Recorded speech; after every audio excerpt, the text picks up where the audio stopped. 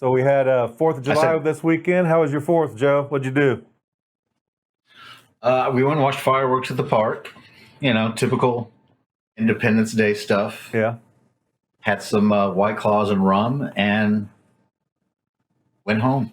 Nice. Now, do you mix It was fun. Do you mix the White Claw and rum together? No, but I have learned that you can mix White Claw with liquor, and it's really good. Yeah. You can take like a mango White Claw and put like vodka in it or gin, and it's actually really good. Yeah. It's just like soda, like gin and soda or something, Yeah. but it's flavored. I think they're actually advertising a lot of stuff that way now. I saw where Fireball you can add to anything. Add Fireball to anything you want. You can add it to sorority girls. And what? It goes really well with them. Sorority girls. Sorority girls. It goes really well with them. I'm out of touch. They love it. I'm out of touch with that one. Hey, so how about them Suns last night? That was awesome. That was a good game. I got my orange shirt on. CP3 killed it. That's all I got is orange. I almost wore my son's jersey. Yeah, I was telling Dylan, I said, well, you know, one thing that Joe and I have in common is love for the Phoenix Suns, and the fact that they're back in the finals finally after how many years? Yeah, it's been forever. 28 years. Golly. I was talking to Dad the other night, and I was telling him the same thing. And first of all, I didn't even know Chris Paul played for the Suns. That's how out of touch I am with basketball. So then I saw that, and that totally got me invigorated for it. I was all fired up for it. So yeah, last night was awesome. Yeah, I mean, that's one thing that Joe and I, as brothers, have in common is the love for the Phoenix Suns. Nice. Just one thing. That's it. Yep. We have nothing else in common. Do you have siblings, Dylan? I have one brother. Yeah. We get along usually. I will say the first half of his life was pretty rough for him. We didn't get along very well at the beginning, but once the dust cleared and he grew up and I grew up, it got to be better. So we get along. What's the age difference? 5 years. So you're older? Yeah. Oh, okay. Yeah. So you say you made his life rough. It was not fun. So you tortured your brother. I did. Yeah, it was pretty bad. But we have crossed the bridge now. Amends have been made, and it's okay now. So it's not anything that we're too worried about anymore. So we get along. I think that's the difference between having like 5 of us in our house. It was 5 of us, so we all picked on each other. It was kind of equally divided up. It was nobody was pinpointed. You had your good days and you had your bad days, and I don't know what it's like to be an only child. You know, my daughter Lauren grew up as an only child, and you know, I don't know what that's like. I have no idea. She turned out pretty good, so it must be okay. But yeah. So siblings, that's what we're talking about today. Yeah, lots of sibling talk. And you know, a lot of siblings that ended up making a name for themselves too. I mean, a lot of times we see siblings in like movies and things like that. There's lots of actor siblings, it seems like, but not a lot of people put a lot of focus on musical siblings, at least not as far as I can tell. It's not as big of a deal to a lot of people, even though a lot of siblings have made huge names for themselves, you know? So technically, Donnie and Marie come to mind. Donnie and Marie. Yeah. We were just talking about the Osmonds before we got on air. Mm-hmm. But Joe, this was Joe's topic. This is Joe's show today because Joe was telling me the other night. He said, "I got an idea." He said, "I was watching some old Oasis videos, Oasis live in concert, probably back in their heyday. I'm guessing back when they were worth attending and seeing." And you really didn't. I don't think at the beginning did you know there was tension between the guys, or it became obvious later. Every show became obvious, but at the beginning, I don't think it was that way. They came to Milwaukee when I lived there, and I was stupid and didn't go, and I should have. And that was like on their first tour. And someone told me that they got in a fight on stage, and the singer just walked off after like 4 songs. And that was that. So they like the guitar player sang the rest of the night. And it's funny because the guitar player actually wrote a lot of their songs, and so I think a lot of that tension came in from, hey, let me play my songs, please. Is that allowed? And I'm sure the singer. It's actually what made me think of it, because I was watching the video and Liam, the singer, is so cocky on stage. Like, he's so cocky, and you're just like, you didn't write any of these songs. Your brother wrote all of this and just stands back there and plays guitar, and you just walk around all cocky. No wonder you guys fight. Yeah. You can just see it. And he, even in the MTV Unplugged that they did, Liam just got drunk and sat in the crowd, and so the his brother sat and played the entire Unplugged by himself, playing his songs for once, So and singing. and Fine. sang it, yeah. And Liam seems fine with that. Like he's still supposed to get respect from people for acting He still that got way. paid. He still got paid. Yeah. It is what it is. Yeah. Yeah. He actually heckled him while they were playing. Yeah, I remember that. I remember seeing a video of it. There's video of it, and then of course they were writing about it in magazines and the newspapers all about what happened that night. And I just found it outrageous. I can't believe that you would actually do that. I mean, and it's like the Robinson brothers, like Chris and Rich, very similar to that. A lot of the same stuff we're going to talk about. But yeah, Chris and Rich, the other dynamic that you just speak about, Joe, with those two guys, it's kind of the same thing. They're not brothers, but it's Pete Townsend and Roger Daltrey. So Pete wrote 99% of the music, if not 100%, and Roger's singing it all. And to Pete, he's out there in front getting the glory, but they're equally getting the glory. They're both awesome. They're both great. They both contributed for 50 years in the music business. But Pete's got this chip on his shoulder about Roger that he just can't shake, still to this day. Yeah. I don't know if that's the case with Aerosmith too, but Joe Perry and Steven Tyler don't get along.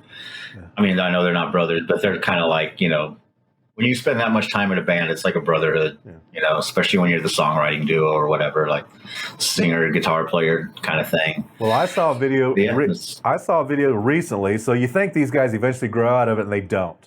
I saw a video recently, probably in the last 4 years, and it's probably from a concert, Aerosmith concert, I think in Las Vegas, probably from 7 or 8 years ago, whatever one of their last big tours was.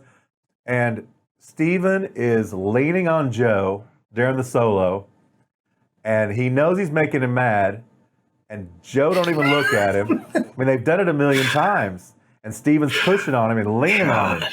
And then eventually Joe looks at him, gives him the look, and Steven kisses him on the cheek, and Joe shrugs him off with his elbow and gets him off of him, and Steven spins away and just laughing his ass off, and it's like, I mean, these guys are still doing it. And Joe didn't think it was funny. He didn't want him on him. And it's still happening to this day. Good Lord, these guys, they can't grow up. They just can't get out of that. Steven, I guess. Joe can. Steven can't. Yeah. Yeah, that's common in music, though. Like, when you're in the music business, you're not going to grow up. Like, why would you? Yeah. Like, you don't have to. And you really don't. Like, what's the point of that? Honestly, yeah, it becomes why do it? I heard this. If you could stay a kid like me, then why not? Yeah, why not? Why not? I heard once, I can't remember who said it or if it was on a TV show or something, but someone was like, oh yeah, once you get famous, you stay the same age that you were the second you got famous. And so that's just how it is. I mean, those guys were famous in their early 20s, carried them, obviously still mentally in their early 20s. Who are some other brothers that weren't brothers? Well, we talked about Simon and Garfunkel, I guess. Simon and Garfunkel were not the Righteous Brothers. They were righteous, they weren't brothers, but they weren't brothers. Yeah. That's what I was thinking of when I was thinking of the Everly Brothers. It's the Righteous Brothers that weren't really brothers. Were the Everly Brothers brothers? I'm not sure. Yeah, they were brothers. Phil and Don. Phil and Don. Phil and Don. It's in the Paul McCartney song. And they got in a fight also. They got in a fight in I think it was 73. Don Everly showed up drunk and they started playing, and his brother got mad. So he just stormed off the stage, and they never played again. Yeah, and then, like I was saying earlier, Chris and Rich Robinson really are brothers. The Black Crowes made some great music together, and then Chris went off on his own, did his own hippie thing, and more so of a hippie thing than he already was doing, I guess. And left Rich behind, or whatever. I don't know the whole story. Nobody ever really knows the truth on those kind of things. Got married, had a child, separated himself from the Black Crowes. In the process, the band broke up. That was a great band. So that's the part that I hate. The drummer, Steve Gorman was the drummer. Great guy. The last time I heard of him, he was hosting a sports show on the internet. Yep. So I enjoy him talking about sports. He knows what he's talking about. but a great drummer. So these two guys, you're just looking at yourselves, two brothers fighting, but in the process, you're losing the band. These guys are all leaving one at a time, or you're getting back together again in a different form and manner. And so now they're trying to, last year they tried to get back together, and Black Crowes back together, back on tour, the brothers are back together again, and then COVID hits, so nothing. So now they're sitting around, still not liking each other, but not able to play shows even. So hating themselves even more, yeah. But a great story with that is they toured with Oasis one time, and Oasis actually said those guys are crazy the way that they fight. Oasis. Yeah, that's pretty bad. That's how bad they are. Well, I read I think I brought it up before. I read the Noel Monk book, the Van Halen book. And Noel was the manager during the big Van Halen years with David Lee Roth, and he tells some pretty good stories in there about Alex and Eddie fisticuffs in hotel rooms all around the world. Usually happen at 2 or 3 in the morning after they've been drinking all night, but they would get into fist fights, literally fist fights. Noel broke them up a million times. I mean, these two guys loved each other, unbelievable, very close friends. I mean, brothers and friends. Made music together. Spent a lot of time together, probably too much sometimes. But yeah, he's put into the book. It's documented very well that they had some bad fights, and there was just some jealousy between them, and some stuff that happens when you're a kid that you never get rid of, and they dealt with that their whole lives. So it's a sibling thing. Yeah, it is. I think that if you like, I mean, me and you lived together a lot and hung out a lot, but like, I think that playing in a band and touring together, we probably would have fought. Because it's different when you're brothers as opposed to just like a guy you're in a band with. Yeah, you'll want to fight him, but if you're brothers, I think you feel more free to like take your aggression out on him because you grew up together and like each other, in a familial way. So I don't know. It's kind of crazy the way that brothers fight in bands. Like, I think it would be awkward. I mean, you see the outside appearance, you see Eddie and Alex, you see all this stuff, but then when you dig into it and you see what really goes on, it's got to be more awkward than what the general public sees or realizes. Sure, I mean, but I think going off of Joe's point there, if I was in a band with a bunch of people that I just was like, hey, I took out an ad, I want to play with you guys, I'm probably not going to fight with them. I'd probably say, hey, maybe we can do it like this. If not, whatever, it's not my band. But if I was with my brother, I think I'm going to be a bit more inclined to be like, hey, you did this wrong and fix it. Or, hey, let's do this. And being a little more critical, right. Overtly critical, just because, like you said, it's your family. It's someone who you can be more honest with, or you can be more blunt with. And yeah, you feel more free to do that. Mm-hmm. And I think that's why we see a lot of that fighting, or even just a lot of the knocking heads on ideas or frustrations. I mean, you look at the Beach Boys, there were 3 brothers in that band. It was Brian, Dennis, and Carl Wilson. And sure, their outward appearance was nice and harmonies and everybody was having a good time, but those guys were mad at each other most of the time and had gruelingly long studio sessions together, and everybody was always tense because Brian was trying to take control of the whole thing the whole time, and it just became a problem. So. And a lot of that Brian Wilson stuff stemmed from his dad. I understand him and his dad had a strange relationship, so he took it out. He took it into his music, and he took it out on the band. So that's where a lot of that came from. So, like what Joe was saying, if you're brothers and you're in a band, it's a little bit different. It's just, you act different. Little things come out that probably shouldn't come out. Like, you were always mom's favorite. It's like, dude, I just told you to hold off on a beat. Like, hold on a second. I just told you to slow down on the drums. What are you talking about mom for? You're walking on the vocals and if he's your now. And if he's your stepbrother, you can say your mama. Your mama. I got too many things. Stop. Too many things in my head. Stop. You never liked her sweet and sour sauce. Ricky will like that one. Hey, so some other brothers. Joe sent me a long list. So Angus and Malcolm, the Young brothers. Mm-hmm. So what about those guys, man? I mean, talk about. I listed some AC/DC the other day, and you know what? It's that basic stuff. It doesn't have to be fast. It doesn't have to be the guitar solos don't have to be shredding. it's that basic stuff, that 1, 2, 3, 4. They were killing that, man, and it just made a living off of it. Mm-hmm. Well, the thing is, they really Malcolm. Yeah, go ahead. Oh, go ahead. I was just gonna say they really honed in on that, and Malcolm carried that rhythm section in a way that made a 4/4 time normal chord progression sound super interesting and different and in your face. And I think the familiarity of it made it more appealing in a way. I mean, at the time, there were a lot of people who were just going up and shredding and going crazy. But AC/DC was like, let's make this about rock music, not about showing off on stage and doing all this stuff. Which, I mean, they did show off on stage, but not as much, I think, as other bands Angus did. showed off. Angus showed off, yeah, and everybody else did not. So they got along, though, right? Didn't they get along traditionally? Yeah, that's the amazing thing about them is Malcolm. It was Malcolm's band. Yeah. Mm-hmm. And they needed a second guitar player, so Angus came in. So the fact that Malcolm had no problem just standing in the back and doing the rhythm thing while Angus ran back and forth like a crazy kid and he got all the attention, but I think Malcolm was comfortable with that. Yeah. They seem to get along fine. Whatever works, and that's the way it's supposed to be, but it just doesn't work that way. That's a rare case of, putting yourself in your own place, and it works. Why mess with it? I mean, Malcolm's not back there going, hey, can I do a solo, please? I don't think he ever wanted to. He's comfortable. Yeah, he's right where he wants to be. Mm-hmm. And you know who's a big fan of AC/DC? Keith Richards.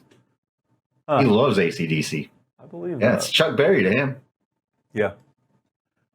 Which reminds me, I just saw that clip recently of Chuck Berry and Keith Richards together, where Chuck Berry's telling him he's playing the wrong. I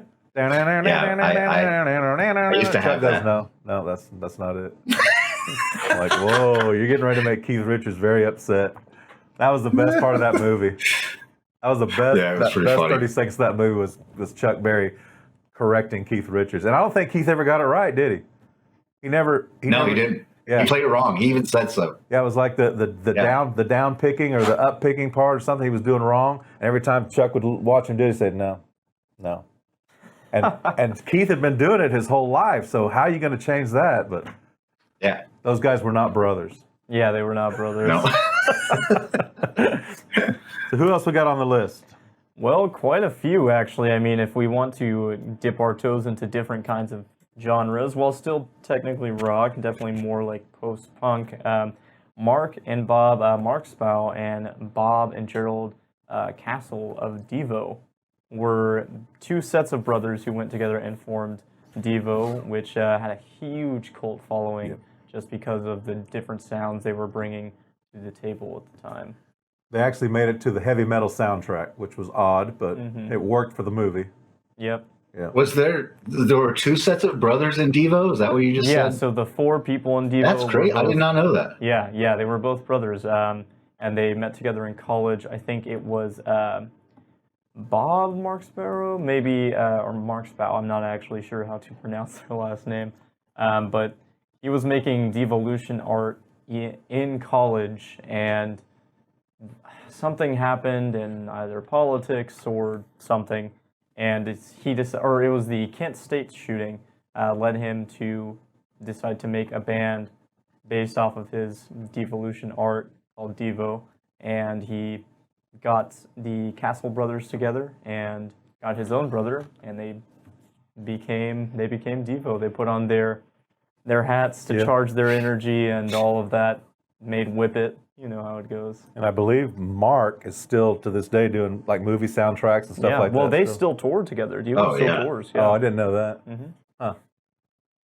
Yeah, and then to continue, I guess, on the alternate genres here, for anybody who's into relatively modern rock, Radiohead is made up of two brothers. Colin and Johnny Greenwood make up the drummer and guitarist, or bassist and guitarist, I believe, with Johnny Greenwood actually starting at the age of 14 as the guitarist for Radiohead, joining up with Tom York. Yeah. Bob and Tommy Stinson of the Replacements, and Tommy played bass in that band when he was 14. Wow, that's really cool. He was later played in a warped version of Guns N' Roses. But Yeah, he was 14 when he started playing with his brother. He was stuck there in the Chinese democracy years. Is that right? Yeah, When yeah, Axl was trying to create his masterpiece. yeah. Poor fellow. Took like 12 years to put the record out or something. Crazy. Oh man, Yeah. what a mess. Yeah, the Stinsons are cool. They got a great history, great musical background. I fell into the Replacements because of a guy in Wichita. His name's Kurt Mitchell. Kurt turned me on to the Replacements, and after that, they started being on MTV. They've been around for a long time. They never really got commercialized, but they were on MTV, and I think they were against all that stuff, where they didn't want to be. Yeah, they just kind of mocked it. Yeah, they didn't want to be MTV guys. They just wanted to be that local band that played every Friday and Saturday night. But sometimes you have to go outside your circle. Yep, sometimes you do, and that's They got a pretty good history though.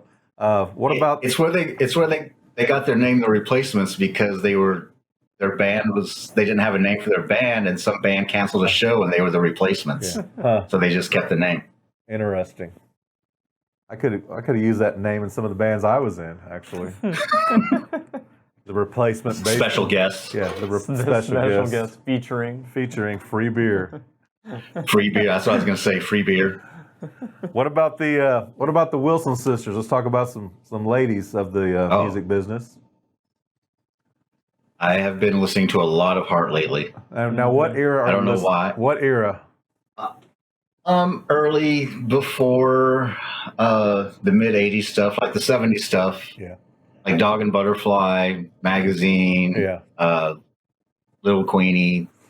One that I've really enjoyed lately is Baby Was Strange. That's a good one. That's a really good album. I bought that when we lived on Barksdale Air Force Base. I used to own that. I don't have it no more. But on 8-track. I did it one time. Yeah, probably the 8-track and the album, but at least the 8-track for sure. You remember Magazine was a weird album. Remember that? It's not really that good. 3 songs on one side and 4 on the other or something. It's just really slow and didn't have like a live song on it too or something? Yeah, it did. It was very strange. Yeah, it was like one of those albums where we got to hurry up and get this put out before the company gets mad at us. So hurry up. Here's what we got. It's like strange. It never. And Dog and Butterfly, like the first song was what's that? Fire. It was a live song, but it was the best song on the album. Yeah, Dog and Butterfly is a pretty good album. So those two also kind of behind the scenes. We never really knew if they got along or not. We just always assumed they did because they look so pretty in pictures together. They're leaning towards each other and just, oh, best friends, besties. But then what happens? 8, 9, 10 years ago, something like that, they had a falling out, a public falling out, and they split up. They both went their separate ways. In the meantime, Nancy got divorced. Anne went on a diet. They both put out solo stuff. Nancy never stops working. She hangs out in Seattle all the time with the Alice in Chains guys. I'm sure Paul Fig. She just put out a solo album. Yeah, Wow. yeah, Her first one. yeah. And I'm so used to seeing her, and I've said this before. People see me as like, that's Mike. He looks different. Oh yeah, I am different. But Nancy, I've seen her for years, right? I mean, I grew up with her. From the time I was 16 years old, I've been seeing Nancy Wilson on magazines. I saw a picture of her the other day. She's old. I mean, it finally happened. Mark Marone's. She was on Mark Marone's podcast the other day, and I was listening to her, and I could just picture in my head what Nancy Wilson looks like, and then I looked it up, and I was like, "Ooh, she does not look like that." Hey, anymore. I think that's where I saw the picture at. Actually, on the Mark Maron podcast, I think there was a picture of them together. She was joined me this afternoon. And Nancy Wilson's going to be on the show. And there's a picture of them together, and I said, "Ooh." Oh, okay. Mark Maron's cool. Yeah, that's why I started listening to all that Heart music because I listened to that podcast. But there was an advertisement yesterday on my Facebook and probably everywhere else in the world that Anne's going on a solo tour. So she'll be here in Dallas this summer. She's on a solo tour. So either they're still trying to mend things back together, or the COVID thing. I think COVID thing really messed things up for siblings trying to get back together. Yeah, it was a little bit difficult. Yeah.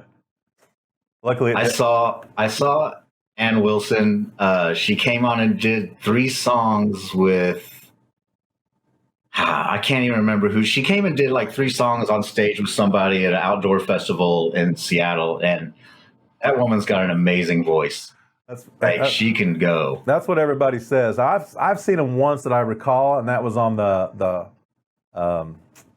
I want to say the name of the album was Heartless. It was the one with Denny Carmassi was the drummer who used to be in Montrose of all things. So back in the '80s, and that was in their what I consider the lean years. That's why I was asking you what era were you listening to, because I work with some people back here who put stuff on their phone. They say, "Oh, let's listen to '80s, this kind of music today."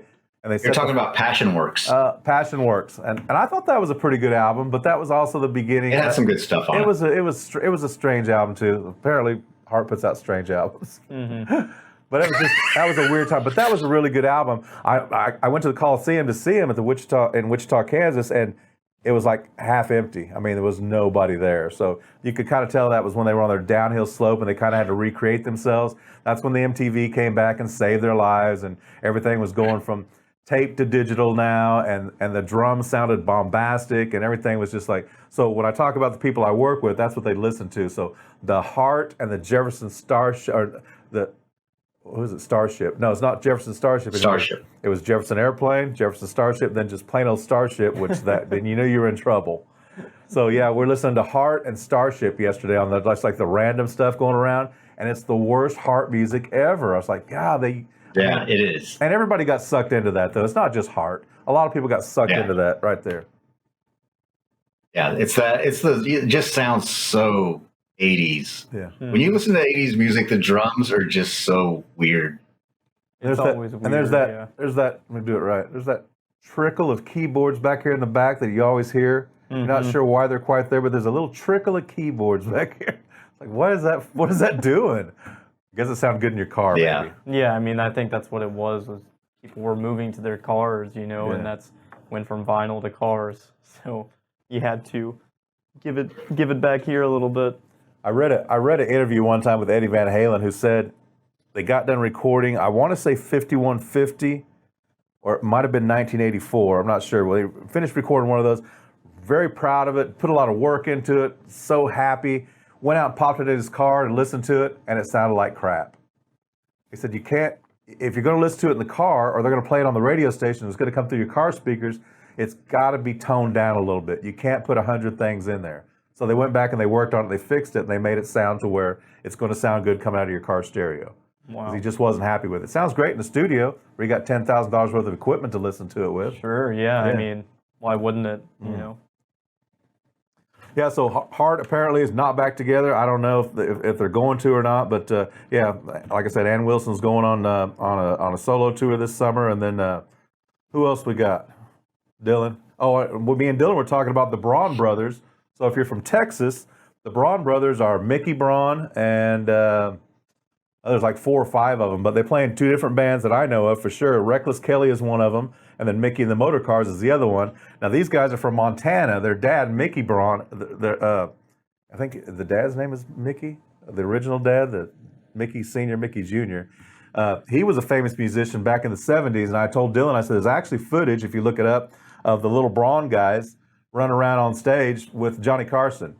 And it's like Mickey and his sons were on the Johnny Carson show of all things. So that was kind of strange for me to find out, but I've seen those guys a couple times in concert. They're very good. I mean, these guys are. That's what I like about the outlaw country, and I hate even using the word outlaw country. It's just it's country, it's music, it's whatever you want to call it. But I mean, they're just down to earth guys. They got the beard and the mustache. They got the long hair. They got the bandana across the forehead and the jeans and the belt buckles, and they're just cool guys hanging out. They're just regular old guys. They don't got to get dressed up. The same thing they wear in the daytime is the same thing they wear on stage. There's no stage clothes, no nothing, and they're just solid musicians, good songs. I mean, yeah, like I said, I know for sure 2 of the Braun brothers, 2 different bands. They play here in Texas all the time. You can catch them, every 3 to 6 months. One of them's coming through town or whatever. But those guys, and then, of course, brothers.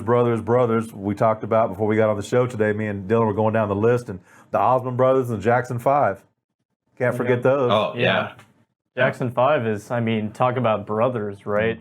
I mean, an entire family. Yeah. Although, probably not a great upbringing, but definitely... Well, it kind of goes back to that Brian Wilson thing. Their dad was detrimental to their, and he definitely was. He made them what they were, but he also brought them down in the process. So I don't know how that works itself out, but dysfunctionality. Yeah, dysfunctional. I think we've seen how it works itself out. Yeah. It's not good. And then the opposite of that, it's still a little bit dysfunctional, but the opposite of that is the Osmonds that were Mormons brought up in Utah, religious upbringing. I mean, I don't know a lot about the Mormon religion. I know a little bit about it, but, these guys were brought up in positive, everything was positive about them. But once again, that's what we see as the general public. What really happened? Do we know? I don't know. I mean, Donnie and Marie broke up, not back together. They're doing the Las Vegas circuit right now. I saw Donnie is. Is Marie part of that too, or? Yep. Yeah. Yeah. This is it's like one of their last things they're doing together. She really makes Nancy Wilson look bad because she still looks good. Yeah, but I mean, I don't know how she does it. I don't either. She's hot. Yeah, I mean, she went on that Jenny Craig thing for a while and then lost weight, but I don't know. We don't even want to talk about that. Wigs and makeup and all that kind of stuff. I don't know how that works, but anyway, yeah. The Donnie Marie show was on TV. I think Joe and I, we were growing up as kids. We watched Donnie Marie every weekend, right? Friday or Saturday night, whatever it was. Every Friday night. Yeah, they had a different guest on there, and could be an actor. A little bit country, a little bit rock and roll. A little bit country, a little bit rock and roll. We had to hear that every weekend. Yeah, can't leave that song out of the show. Let's just put different costumes on every week. They'll never know we did it last week because we're going to be dressed up as cowboys. Well, hey, everybody. Is that it, Dylan? Where are we at, man? That's where we got, man. Hey, you know what? Show us your graphics again. Well, we've been running through it today during the show, but it looks like we need to get Joe a name.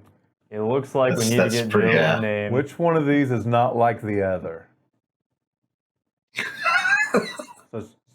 Well, that goes in a lot of ways. Should we round table this? Should we let the listeners, if there's any at all? Yeah, I think we might just be shouting in the void here. But if anybody has a name for Joe, we should definitely. Joe have an idea for his radio name? I mean, you got Drive Safe Dave. I might subscribe. Huh? And leave I might subscribe and just leave suggestions anonymously under different names. Yeah. Yeah. I'll come up with some. We'll figure something out. But we got it. Yeah. Just do it one more time. I think Rick should do it. Yeah, I think Rick could come up with something. We'll get Rick involved. He can take a look at that, see the producer. Come up with something funny and insulting. I think he'd be the perfect guy. You're absolutely right. Mm-hmm. Yeah. I mean, he came up with my name. He came up with Drive Safe Dave and Buckle Up Bob and just the producer. I mean, they just didn't want to call me by my name. That one just blows me away. The producer. The producer. Yeah. It doesn't the amount of thought that went into that. We've got quite a cast of characters here. And now you need to join the club, Jose. All right. Well, let me know what you come up with. Yeah, we'll figure it out. We'll get Rick involved. All right, everybody. Thank you for joining us on Rockapedia. I'm Music Man Mike. That's Dylan, the producer, and Joe Santiago joining us from Sweet Virginia. Have a good day, everybody. Take care. We'll see you next week. Thanks, guys. Bye.